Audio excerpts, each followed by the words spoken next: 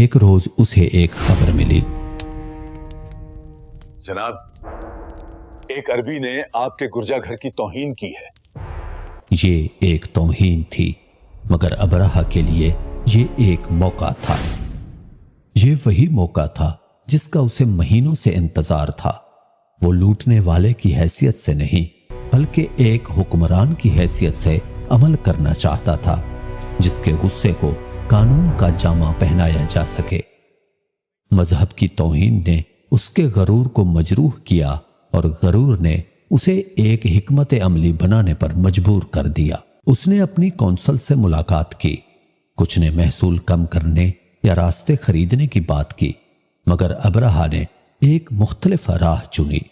اس نے کعبے کو گرا کر لوگوں کو وہاں جانے سے روکنے کا فیصلہ کیا۔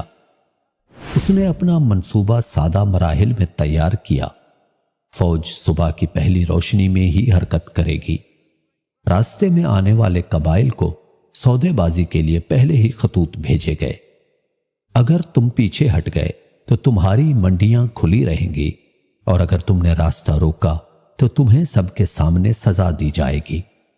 حکم نامے صنعاء سے اسی وقت روانہ کر دیے گئے۔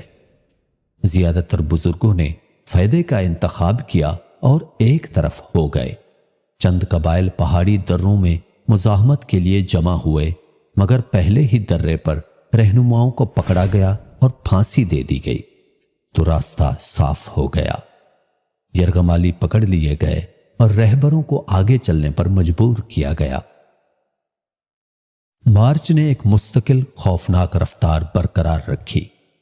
دونوں سمتوں میں سفر کرنے والے تاجروں نے فوج کے چلنے سے زیادہ تیزی سے خبر پھیلائی۔ یمن سے ایک بڑا لشکر آ رہا ہے، اس کے جھنڈے اونچے ہیں اور وہ بہت سے ہاتھی لا رہے ہیں۔ مکے میں خبر فوج کی دھول نظر آنے سے پہلے ہی پہنچ گئی۔